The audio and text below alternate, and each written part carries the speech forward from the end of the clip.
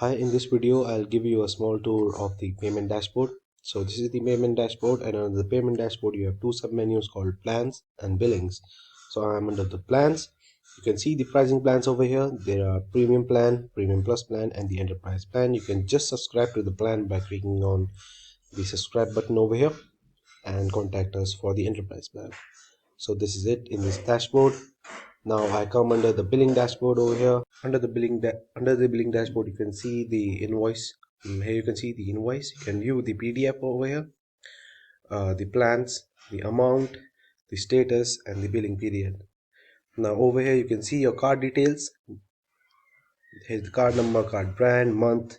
You can edit the card details from here. Click on submit. You can delete the card.